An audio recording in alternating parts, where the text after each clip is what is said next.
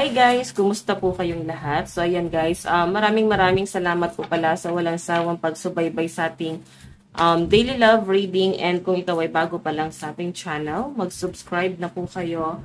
Then i-click mo na rin yung ating notification bell para lagi kang updated sa ating mga bagong upload. So titignan natin guys, kanina bang love reading yung masasagap natin ngayon. Pero bago tayo guys mag-start, sa mga interesado pala sa ating private reading, nasa description box below yung link ng Facebook ko. Ayan, message lang kayo guys, okay? Tignan natin.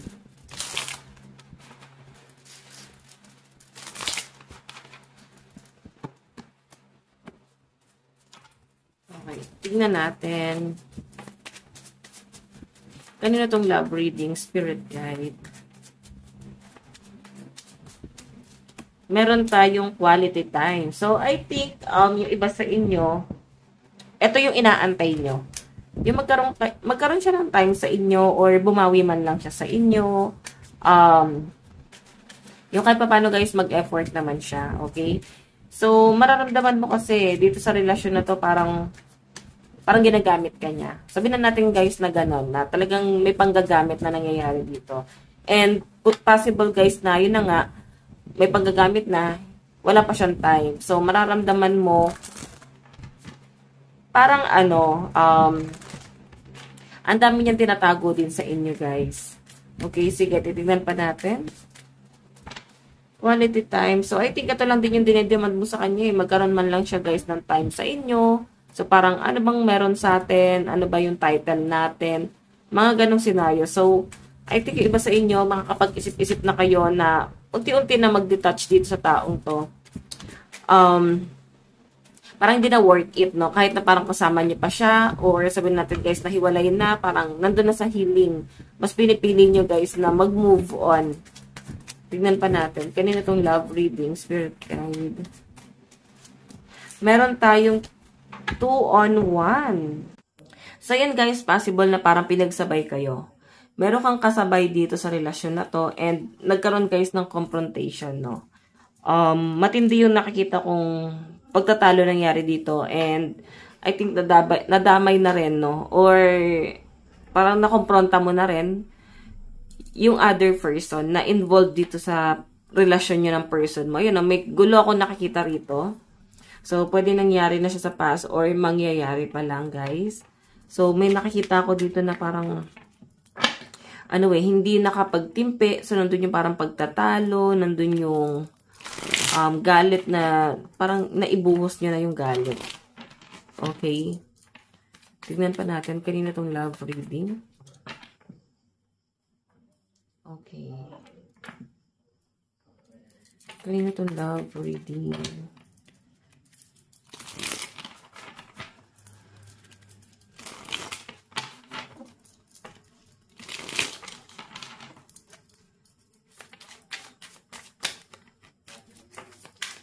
Okay, kanina itong love reading spirit.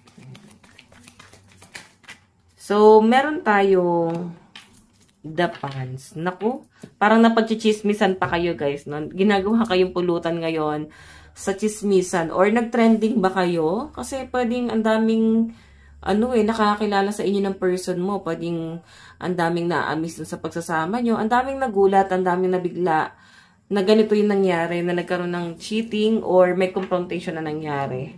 Okay? Nagkaroon guys ng third party. So, parang ang daming nabigla na kayang gawin or may nangyayaring ganon. Okay? Sige, tignan pa natin.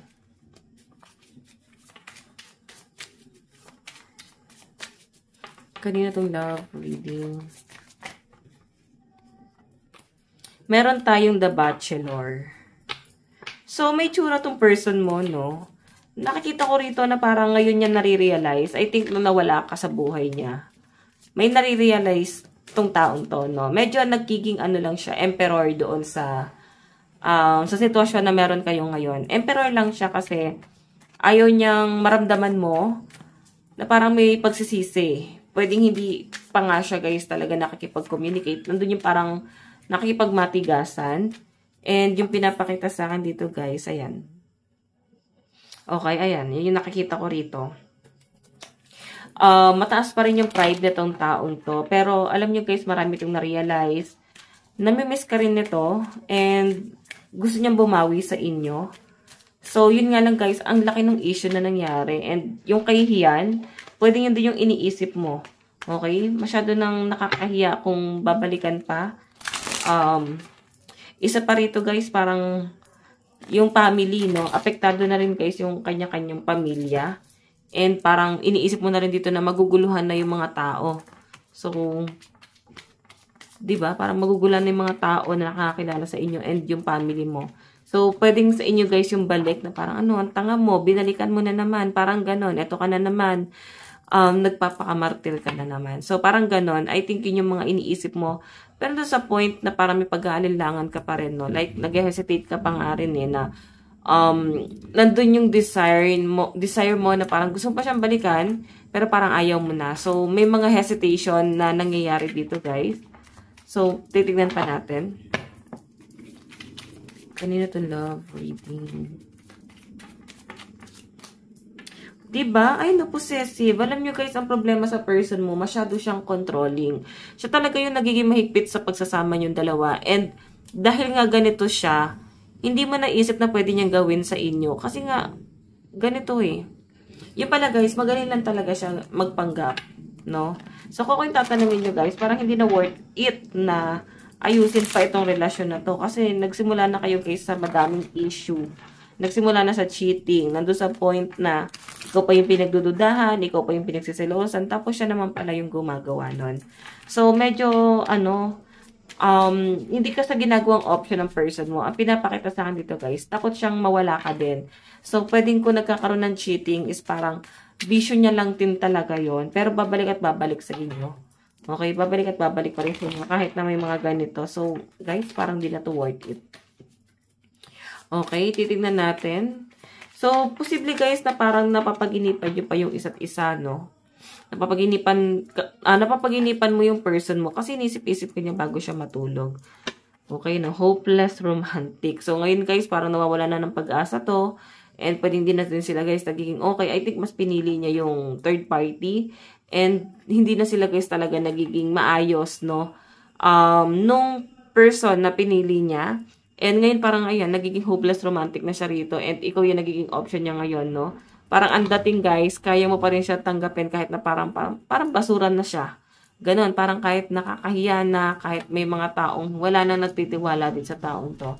So kung babalikan mo to guys, I think parang ikaw na lang din talaga yung bubuo sa kanya. Ganon. Tignan natin.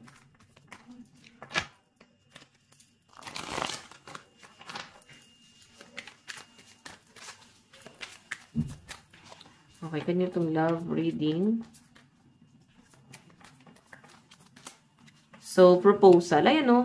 I think may, engagement, no? Pwedeng kasal kayo or pwedeng engage na kayo. So, may nakikita rin ako dito, guys. Posible na gusto niyang ibigay sa inyo yung, stability or gusto niyang ibigay sa inyo yung assurance. Yun yung pinapakita sa akin dito na gusto niyang mangyari. So, gusto niyang bumalik kasi ikaw na yung huling alas niya. Last option, kumbaga. So, ayan guys, may nakikita ko dito na gusto niyang ibigay sa inyo yung assurance. Okay? Gusto niya na maging kampante ka na doon sa relasyon and gusto niya na parang maging, hindi ka na mag-isip-isip. So, mahirap kasi guys yung gusto niya mangyari.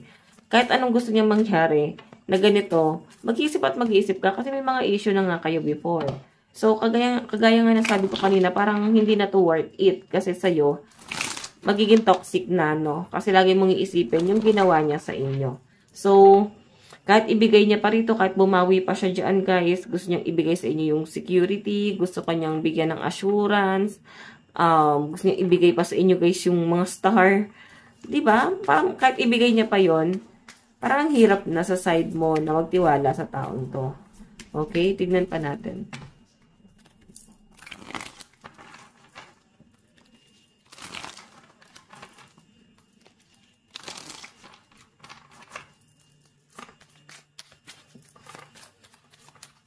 Meron tayong The Cocktail Party. May nakikita ko guys, possible na yung iba sa inyo baka Gemini. Ayan, Gemini energy. Kasi ito, magbe-birthday eh. So I think magbe-birthday ka or baka yung person mo magbe-birthday. So the lovers talaga. Meron talagang konektado pa siya guys dun sa third party. May nakikita akong dito, yun no? Self-elimination. So, kung nagsasama pa sila nun guys, or pwede ikaw yung third party, so kung ano man yung title mo dito, no? Yung pinapakita sa akin guys, ito parang gusto niya nang umalis. Parang sumusuko na siya rito sa pagsasamang to kasi masyadong toxic, masyadong controlling, and kung makikita mo ayan, gusto niya nang lumayas dito sa puder na to, puder nung babae, and gusto niya pumunta sa inyo.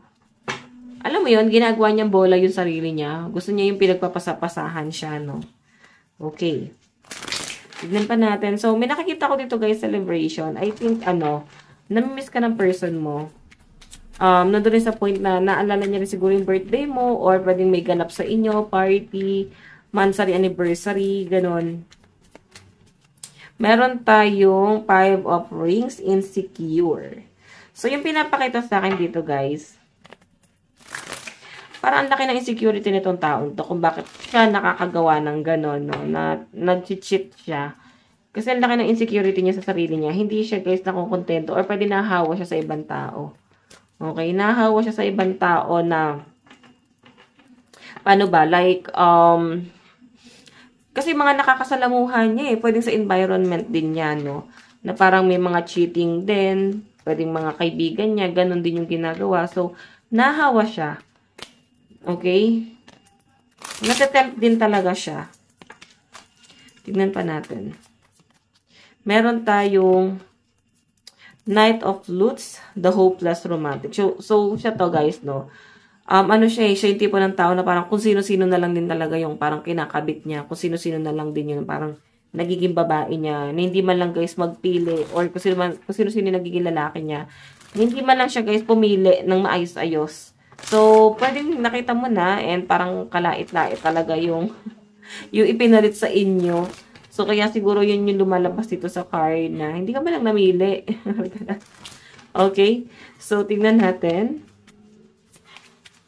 Kanina tong love reading, spirit guide. So, meron tayong Knight of Rings, the late bloomer. Oh, may mga, I think parang first boyfriend, first girlfriend mo to, or pwedeng yung person mo is parang ngayon niya lang na-feel yung parang kalayaan, kaya siguro ganito siya, na parang siyang pakawala. Parang ganon, kasi ngayon lang siya guys, naging malaya. I think mahigpit yung parents nito, no? Pinagbabawalan siya kasi medyo lagalag tong person mo. So, hayan yung pinapakita sa akin dito. Ang nangyari pa guys, sa side mo, okay, sa side mo siya nagkaganito. Okay? So, yung pinapakita sa akin dito, guys, to eh. May mga LGBTQ+. So, any gender naman to, guys. Wala tayong pinipili dito.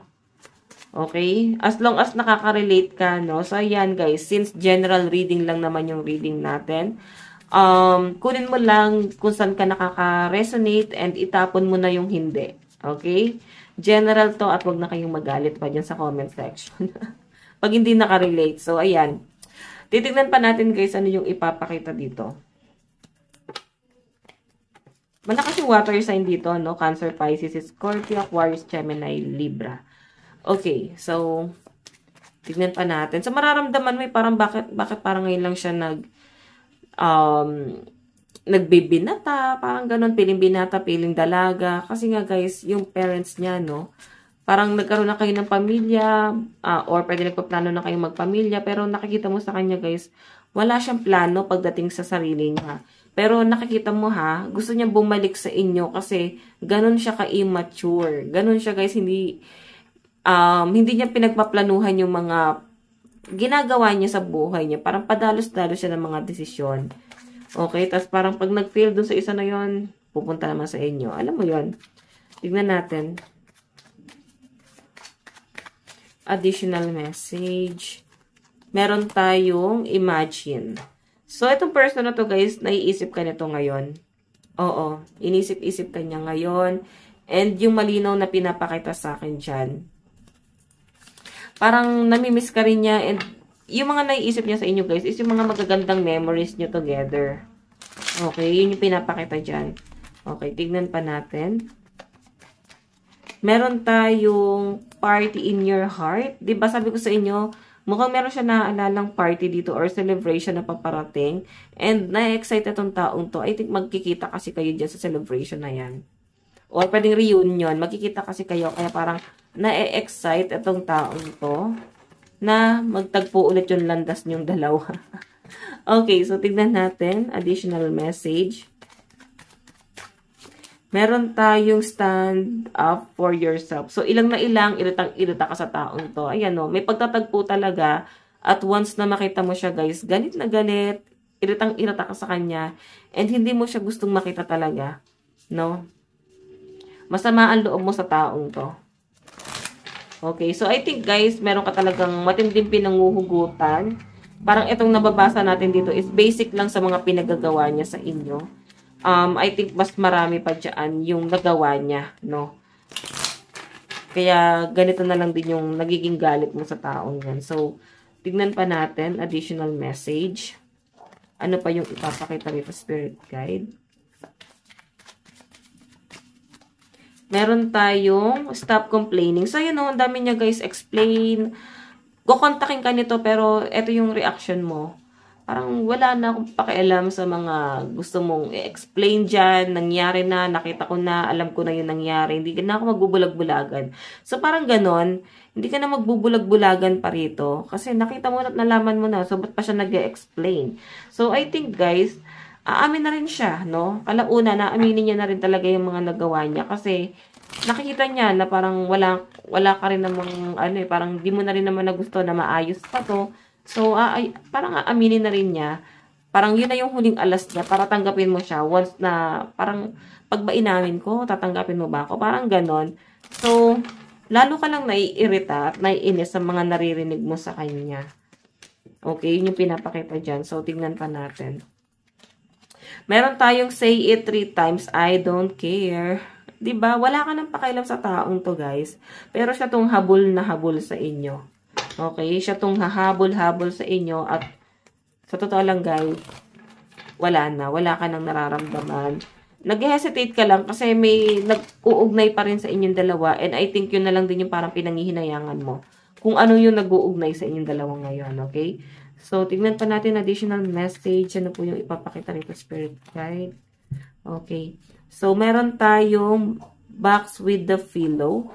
So, ngayon mo nare-realize lahat pala ng mga biro niya noon, lahat pala ng mga sinasabi niya noon, mga hakbang, parang sa inyo is para sa kanya is biro. What I mean, para sa kanya totoo na pala yun, tapos ang dating sa inyo biro lang. Yung pala guys, pinipersonal niya na pala yung mga bagay-bagay, no? Tinototoo niya na pala yung mga plano niya. So, yung mga nararamdaman mo noon na parang dati, pakiramdam lang, is parang tinototoo niya na guys, no? Meron tayong better alone than in bad company. So, alam mo, medyo toxic yung pamilya nitong taong to. Okay? Kaya ayaw mo ma-involve na rin sa kanila kasi parang ang toxic nila. Parang ang bigat ng energy sa kanila. Negative, ganon. Or ang dami na guys talagang nakikisali dito, no? Pwedeng, nandun din yung circle of friends nyo, nandun yung family na nakikisali. So, yun yung pinapakita dyan, guys. Okay? Ayusin ko lang to. Nagalaw natin. So, ayan no, parang wala ka ng pakailan, bahala na siyang ayusin yung gulo niya. Pagod ka na mag-ayos pa ng gulo netong taong to. Kasi siya, mismo, hindi niya naman guys inaayos yung buhay niya eh. So, ano pa yung magiging saysay, no? Yun yung pinapakita dyan. So, tingnan natin.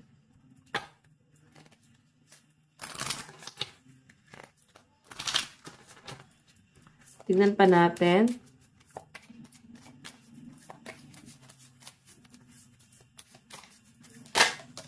Meron tayong it is safe for you to love. So, alam mo, parang hindi ka manghihinayang talaga sa taong to. You know, open your heart to give and receive the higher energy of all. So, open ka sa ibang tao. Hindi ka na open sa past person, hindi ka na open din sa taong to. So, parang ayaw mo nang magpatawad. Pagod ka na magpatawad. So, yung pinapakita sa akin ito, guys, magiging open ka na sa ibang tao. Meron tayong romantic feelings. Ayun, no? I think meron ka ng ibang kinakausap. Or pwedeng meron ka ng pinoproject, ganon. Or in the near future, guys, may nakikita ko ditong someone na i-entertain mo, papasok sa buhay mo. New person tong nakikita ko. Yan, nagagalaw natin, guys. No? Yan na nga natin. Okay? So, baka kasi may pagka-OC kayo, guys. And ayaw nyo ng gulo-gulo. Okay? So, kung makikita nyo, guys, give your relationship a chance. So, parang bigyan mo ng chance yung sarili mo na magmahal ulit. Huwag mo nang ikulong doon sa ganitong klase ng tao na napaka-negative. Kahit willing pa siyang bumawi dyan, yung pinapakita sa akin, parang hindi na. Wala na sa inyo, no? Meron tayong release your ex. So, kailangan mo na talaga siya, guys, i-release. Kasi, ikaw lang yung magsasuffer if ipagpapatuloy mo pa yan. Ikaw lang yung pahihirapan nitong taong to. Okay? So, meron tayong you deserve love. So, yung pinapakita sa akin dito, guys, marirealize mo, kagaya na sabi ko kanina, eto nga, romantic feelings and release your ex, no? Bigyan mo ng chance yung sarili mo na magmahal ulit, mag-entertain ulit, and isipin mo ha, deserve mong mahalin, hindi mo deserve yung ganitong klase ng treatment na ginawa sa inyo ng person mo. Guys, parang binibigyan mo lang ng privilege yung person mo. Nasaktan ka din kasi ikaw mismo, hinahayaan mo na masaktan ka. Hinahayaan mo na saktan ka nitong taong to. Diba? So, tignan natin guys yung nararamdaman sa inyo ng person mo. Itabi lang natin to.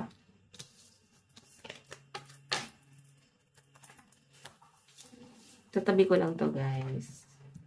Masyado na siyang madami dyan.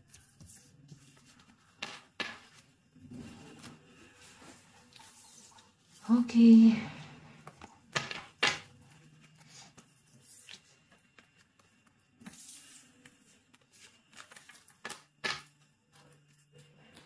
Ano yung nararamdaman ni person mo sa'yo?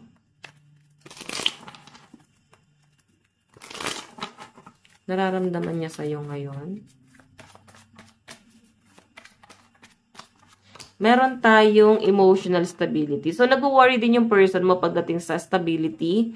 Nag-worry siya pagdating sa future niya. So, pwedeng umiidad na eh. Tapos, wala pa rin talaga guys na pupundar. Wala pa rin nangyayari. Kahit sabihin natin guys na maganda yung hanap buhay niya. Nakikita mo eh, parang walang nangyayari. Okay? Or wala, siya pala, no? Nakikita niya na parang walang nangyayari. So, ano yung mangyayari dito? Kaya nga gusto niyang bumalik sa inyo. Kasi, nakikita niya yung diskarte mo. Okay, so ito parang ang nakikita ko dyan guys, gusto niya talagang magbago. Pero mahirap guys magtiwala. I think ilang beses niya nang ginawa sa inyo na sinaktan ka. Nandun yung mga pagdududa mo at mag-aalinlangan ka talaga. So bago ka pumasok ulit sa relasyon, lalo na sa ganitong klase ng tao na to, kung ito yung ex mo, gusto mong balikan, pag-isipan mo mabuti, kagaya ng sabi ko kanina guys, toxic na to kung ipipilit mo. Okay, so ikaw yung huling alas niya talaga. Tignan natin ano yung tingin sa'yo ng person mo ngayon. Ano yung tingin niya sa'yo ngayon. Meron tayong curiosity. Ayan. Now, curious siya sa inyo. I think no-contact talaga kayo. And pinutol mo na yung connection or social media mo na pwedeng makontakan na tong taong to. So, pinutol mo na lahat yun, guys. Kaya parang nako-curious yung person mo. Ano na ba yung nagaganap sa inyo? So, expect mo, may pagpaparamdam. Kaya nga, parang na-excite yung person mo na makita ka. So, I think, kung saan man lugar yan, yung pinapakita sa akin, I think, magkikita at magkikita talaga kayo. So, yun yung ina-expect at inaantay ng person mo ngayon. Yung pagkikita na to. Okay? Tignan pa natin. Kasi parang yun lang yung way para makausap ka niya eh. Parang hindi ka na niya makausap sa social media. Ano yung magiging plano na tong taong to? Plano na person. Meron tayong memories. Ayan no, hindi ka talaga makalimutan na tong taong to guys. Okay, hindi ka makalimutan nito at parang yun kagaya na sabi ko, hahabol talaga sa inyo. Okay? And yung pinapakita sa akin guys, mga good memories talaga yung naaalala sa inyo ng person mo. And kung makikita mo, sinasabi niya rito na parang naging biktima rin naman daw siya. Ayan. Okay? Tignan natin.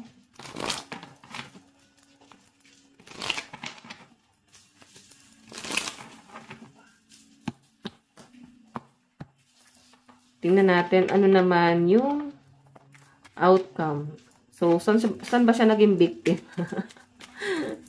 Outcome, meron tayong the High Priestess. Puro pagpapakiramdam, no? Puro pag-iisip yung ginagawa niya sa inyo. Like, iniisip-isip,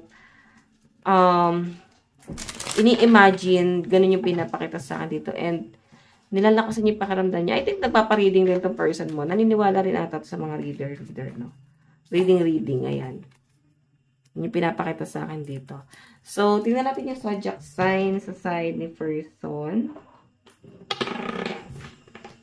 Meron tayong Leo, Aries, Taurus, Gemini, Cancer, and Virgo energy.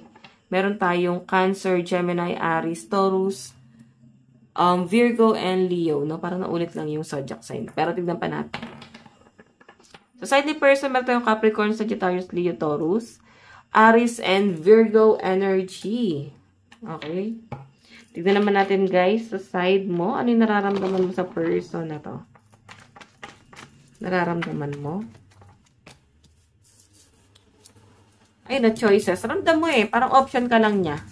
Ramdam mo na parang isa pa rin siya sa mga option mo. Kahit na parang marami ka ina-entertain, marami ka kinoconsider na mga responsibility, nandun pa rin siya sa option mo. Nandun pa rin siya sa mga pinaprioritize mo kahit paano. Or iniisip-isip mo, no?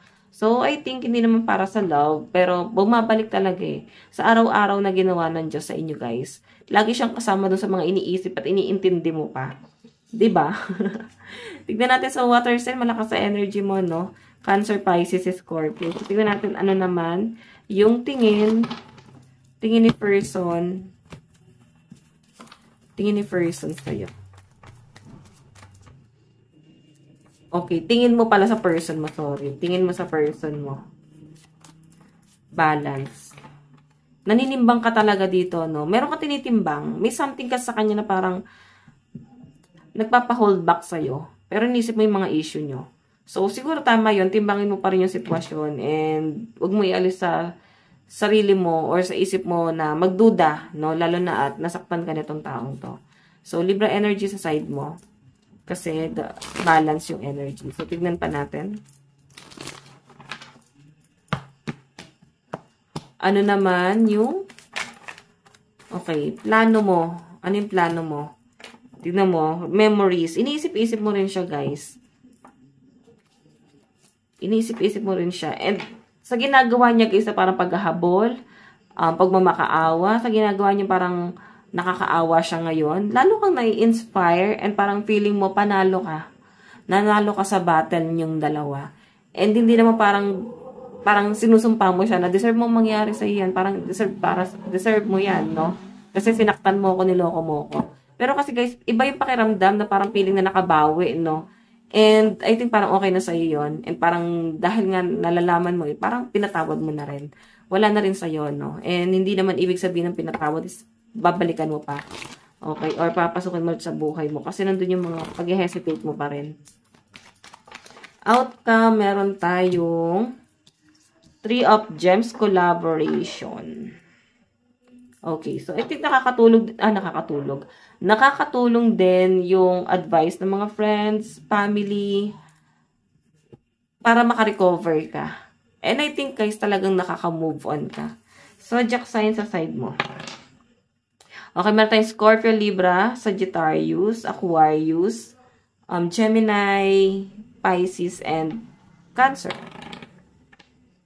Okay, Sagittarius, Leo, Taurus, Libra, Capricorn, Pisces.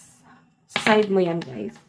Okay, meron tayong Cancer, Aries, Gemini, Taurus, Pisces, and Aquarius energy. Kuha tayo, guys, ng 3 cards. Saan napapunta tong relasyon nyo? Meron tayong The Advisor. Ayan, no? Alam mo, dahil sa mga pinagdaanan mo, para magagamit mo to as a gift, no? Para makapag-advise sa ibang tao. Ayan, reflection. So, alam mo, nakikita mo yung sarili mo dati. And nakukumpara mo sa ngayon. Sobrang layo mo na sa dati na parang mas kaya mo na yung sarili mo ngayon. Dati kasi pwedeng naging dependent ka sa taong to. Ngayon kasi guys, parang siya na dumidepende sa inyo. And mataas pa rin yung pride niya, no? Hindi talaga guys marunong magpakumbaba. No? Hindi pa rin guys marunong tumanggap ng pagkatalo. Medyo selfish pa rin. Tignan natin yung love advice. Kata na isa. Meron tayong let your friends help you. Ayun na nga guys. May mga kaibigan kang makakatulong talaga sa inyo. No? Okay. So, tignan pa natin. Meron tayong emotional freedom. Ayan. Diba? Kung mahal mo yung sarili mo, palayain mo. Spiritual maturity. Lalo na kung hindi nagmamature itong relasyon na to. Pero may reconciliation, guys. Oh. Message ni person sa'yo. I want you. Ayan, oh. Gusto ka pa rin balikan. Meron tayong, why do we have to be apart? So, bakit daw kaya pinagtatagpo pa rin kayo? Or bakit kaya ikaw yung hindi niya makalimutan kahit ang tagal na, no? Taon na yung lumipas na hiwalay kayo or pwedeng kailan lang. Parang may something sa'yo na ibinabalik siya sa'yo. Ganun para kang magnet sa kanya May something. You're mine forever and ever. So, ayan guys. Ito lang po ang inyong daily love reading. Bukas po ulit. God bless and love you all. Bye-bye.